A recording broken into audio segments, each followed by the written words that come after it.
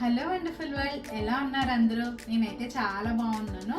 మనం cooking video చేసుకుని చాలా రోజులు అయితే అయ్యింది కదా. సారీ చాలా రోజులు కాదు, చాలా మంత్స్ అయితే అయ్యింది కదా. ఇప్పుడు ఒక కుకింగ్ వీడియో చేసేసుకుందాము. అదేంటంటే చింతకాయ పప్పుచారు. ఇంగ్రీడియంట్స్ చూసేద్దాం రండి.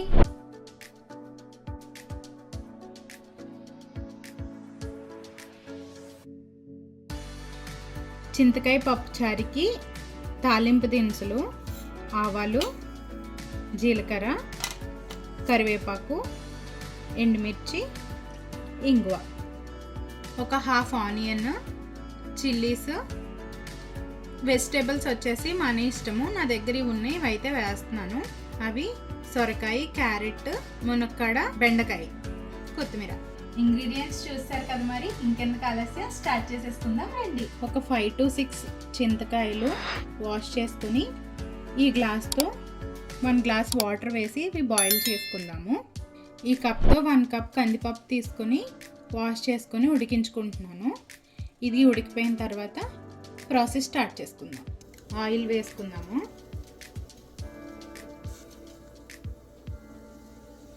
ఒక 1 స్పూన్ వరకు ఆయిల్ వేసాను.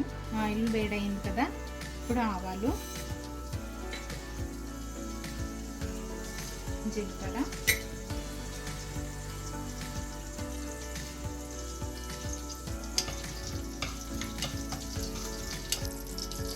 కరివేపాకు, ఎండుమిర్చి, అలానే పచ్చిమిర్చి కూడా వేసేస్తున్నాను.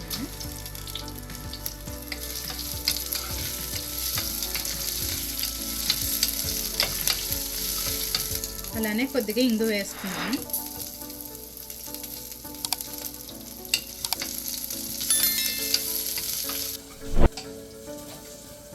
తాలింపు సామాన్లు వేగినాయి కదా, ఇప్పుడు ఉల్లిపాయలు వేసుకుందాం.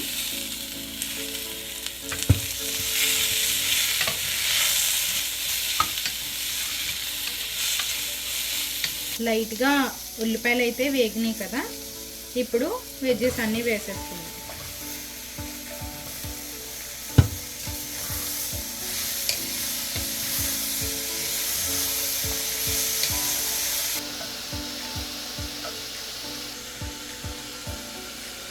వెజిటేబుల్స్ మగ్గేలోపు మనం ఇందాక చింతకాయలు ఉడికించుకున్నాం కదా, ఇది రసం తీసుకుందాం బయట.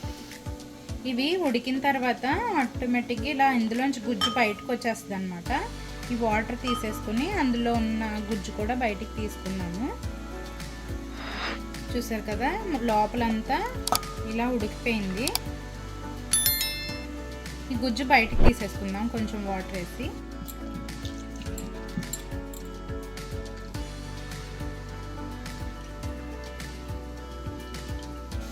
ఉడికించి తీసి పెట్టుకున్న చింతకాయ గుజ్జు వేసేస్తున్నాను ఇందులో. ఇందాక ఉడికించుకున్నాం కదా పప్పు, అది కూడా వేసేస్తున్నాను.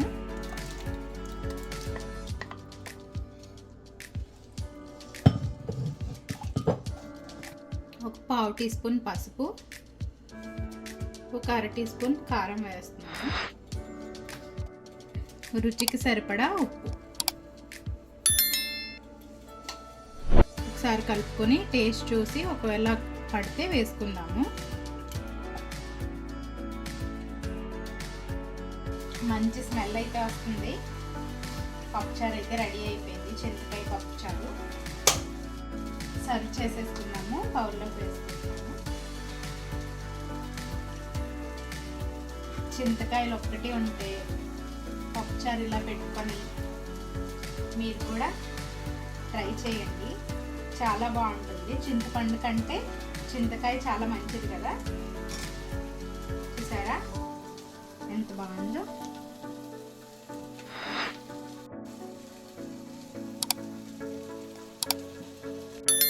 ఇంతే అండి, వేడివేడి చింతకాయ పప్పుచారు రెడీ. మీరు కూడా ఇంట్లో ట్రై చేసి ఎలా వచ్చిందో నాకైతే కామెంట్ సెక్షన్లో షేర్ చేసుకోండి.